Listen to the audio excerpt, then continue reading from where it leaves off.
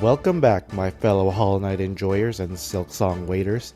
So yeah, again, I know this isn't the type of content people subscribe for, but again, I really like Hollow Knight, so I'm just gonna put this out there for my sake. Anyways, my previous video, I rated every single Hollow Knight boss in terms of how much I like them, and now it's time to rank them based on difficulty. But I'm not going to rank every boss out there because that's just going to take forever. Also, from making my Celeste farewell video, I learned that 90% of the video is just going to be me talking about how the level is actually not that bad. So instead, I'll be doing a top 10 Hollow Knight bosses in terms of difficulty. Now, judging the difficulty of a boss is kind of tricky because the criteria all depends on the context. Like, am I judging based on how hard it was to learn in the base game? Am I judging based on how hard it is to do hit lists? Am I judging based on how hard it is once I learned everything? It gets kind of confusing, so I'm just going to lay out the criteria for this video. I'll be judging the difficulty based on how long it took me to learn the fight, then how hard the fight is, and how much I have to lock the fuck in during the Pantheon of Hellness runs. No, I won't be judging Radiant bosses, because number one, I didn't even finish half the bosses in Radiant, and number two, that means bosses like Marmu or some shit will go to top 10, and I don't want that shit, so yeah, let's first get started with honorable mentions. Our first honorable mentions is Watcher Knights. So these dudes are pretty challenging for two reasons. Number one, there's very little window to heal in this fight because they're just rushing at you, and number two, sometimes one of them will roll to the ground and the other will bounce up and down in the room, covering like 70% of the screen.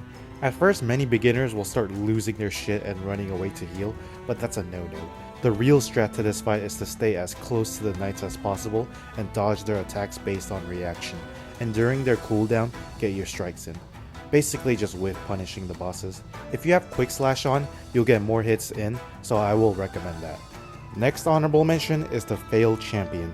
Now this fight isn't too hard to learn since it is just a faster version of the False Knight, but the execution is still tough because this motherfucker is huge and moves fast as hell. Also in the Pantheons, he's much later in the run, right after Markoth and Great Prince Zote, and at that point in the run, Markoth and Great Prince Zote both probably cooked my ass, and now I'm nervous as hell to get past the Failed Champion, so I think that's why I died to the Failed Champion a couple times.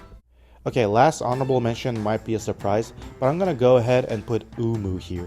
Yeah, this fight I'm fucking terrible at, because using the Metroid motherfuckers to hit Umu while hauling ass around the entire stage, dodging electricity attacks, is mentally and physically challenging in my opinion. I need Coral back, bro. Also, you can't abuse Isma's tier this fight. If you fall down, you still lose a mask, so yeah, this shit is a bit tougher. I've died to Umu during Pantheon 5 runs several times, and it's just the worst feeling ever, because it's towards the middle and Umu is not even technically considered hard. Anyways, with the honorable mentions out the way, let's get into number 10. Number 10, I have Hornet Sentinel on the list. So yeah, in my very first playthrough, this boss took me quite a while because it is much faster than Hornet Protector, the first Hornet fight you see in Green Path. So because of that, you have to lock in a lot harder than you normally would. Now, once you learn this fight, especially the fact that you can just knock the spiked stage hazard out, then the fight becomes very manageable. Just stay in Hornet's mid-range and properly react based on the startup animation. Nowadays, during the Pantheon, this boss will pretty much never phase me, but there have been a couple times where I made some mistakes and lost to her, and even if I don't lose, it gets kinda close at times, so I'll put her at 10. At number 9, I have Lost Kin, our fellow brethren. So similar to the Hornet Protector and Hornet Sentinel, Lost Kin is just a way faster version of the Broken Vessel. Now there's a couple things that make this boss difficult. Number one is the movement speed, like you need to lock in so hard to react to all the fast dashes the Lost Kin does. Number two, the jumps. Sometimes the boss be jumping directly onto where you want to go to avoid him, and it gets pretty tricky to dodge that. And lastly, the little orange globs or whatever, that shit will definitely piss some people off and hinder their ability to think correctly during the fight. I personally really love this fight though, but yeah, definitely I have to lock the fuck in during this fight. At number 8 is the Great Nail Sage. Now this fight took me forever to learn because I'm not very patient when it comes to playing this game. I love nuts to bust full throttle, full cock, all come ADHD fast paced action fights such as NKG and Sisters of Battle, so just waiting patiently until Sly does his little Beyblade attack and getting one or two hits in takes a bit of willpower to do correctly. And it's not like you can face tank and keep slashing at the boss either, unlike some of the other bosses. But yeah, staying right in the mid-range of Sly as you run away from him is the move.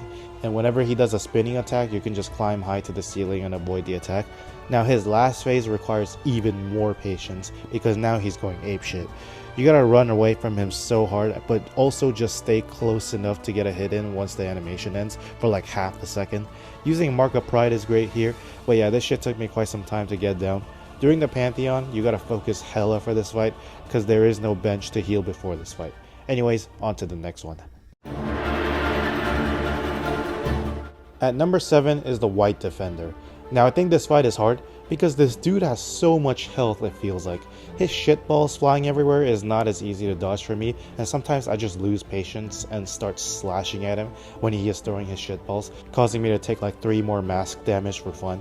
Also, this boss moves surprisingly faster than I'm expecting, especially in the second half where he's just going up and down a million times. I think I just have a harder time with this boss because it's not as conventional as the Lost Kin and the Hornet fight.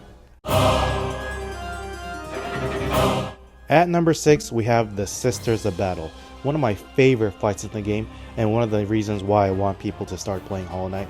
Now this fight isn't very hard to learn, because it is fundamentally just the Mantis Lord fight, but because you have to fight all 3, it is pretty damn challenging.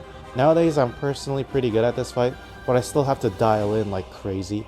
When there's 3 of them just swooping down, swiping left and right, there isn't really much room to work with, so the fight could feel a little claustrophobic at times. Still, the fight is an extremely fun challenge, and once you knock down the first Mantis Lord, the rest of the fight becomes pretty easy.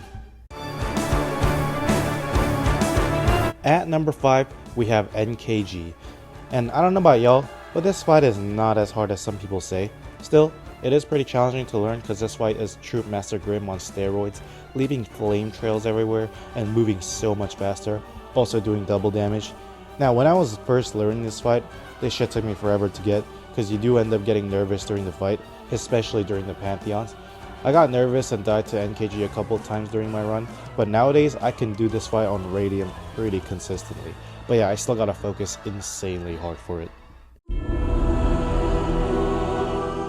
At number 4 is Pure Vessel. Pure Vessel is just slightly harder than NKG in my experience, because it took me longer to beat. There's a couple of reasons as to why Pure Vessel is hard. First, its hitbox is huge. Like the skinnier bosses like NKG won't hit you as much when they're moving, but Pure Vessel sometimes just be giving you damage as it walks into you. Also, the sword slashes come out so fast you gotta be prepared at all times. Also, towards the latter half of the fight, when it does the Void Tendril attack, that shit mixes me up so hard sometimes because the startup animation is pretty similar to its other attacks. Some people dash through the boss, but I personally don't recommend that, as you will develop the habit of dashing when you don't have your invincibility, causing you to take damage. Instead, I think jumping up and pogo striking down makes the fight much more consistent. Also, sometimes Pure Vessel just teleports onto you, which feels kinda unfair at times. Similar to NKG though, the fight is a very reaction based fight, and once you get down the patterns, it feels extremely satisfying to play. I can also beat this fight on Radiant mode pretty consistently, but not as consistent as NKG. Also, if I'm not locked in, the Pure Vessel could still end my Pantheon of Hallownest runs, so I will put it at number 4. Oh my frickety frick, this fucking fight, man. Great Prince Zod ended my Pantheon runs so many times, even more than the Pure Vessel and NKG. This fight is like kinda fun, but also unsatisfying sometimes. The shock waves that it creates is so fucking big, you have to react and double jump hella fast. Also, Great Prince Zod has such unpredictable walking movements.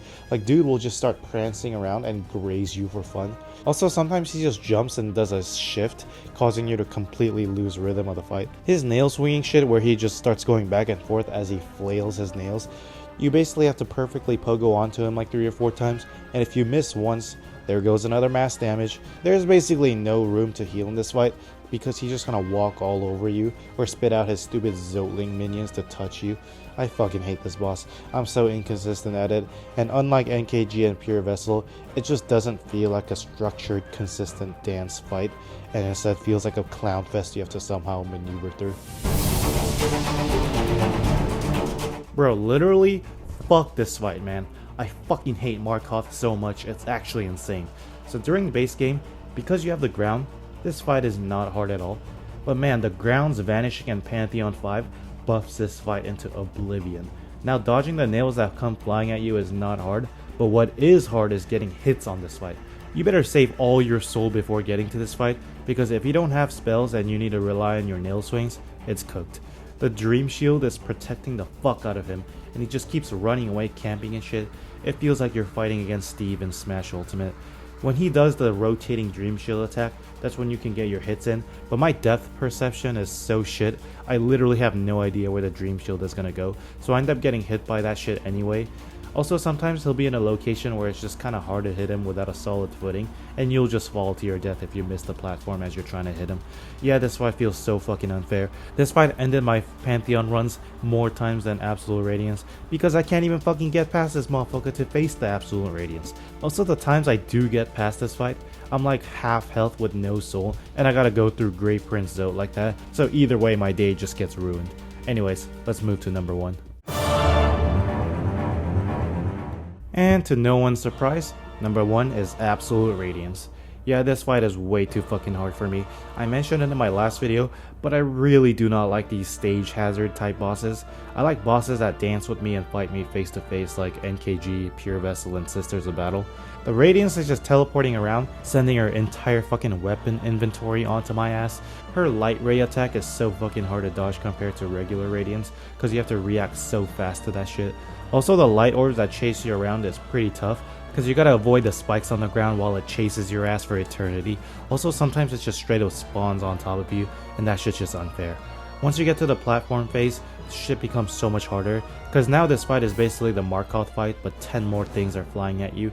Also, sometimes Absolute Radiance is in the corner of the fucking screen camping, and it's straight up not worth to go chase her. You'd rather just have her come back down to the center platform so you can start mashing. And then the climbing phase. I straight up have no idea how to do this part consistently without taking damage, because I need as many masks as possible for the remainder of the final phase. The climbing part is tough because the light rays come out super fast, and half the time it just covers the entire fucking 1 pixel platform that you have to land on. And then the final phase. Technically you can just pogo around the Radiance and let the orbs fly past you, but it is easier said than done. Also, you are at peak nervousness here, like your heart is thumping like crazy and you're about to pass out, so sometimes your hands just don't be moving properly and you just fall to your death anyway. To this day, I straight up cannot do this fight consistently.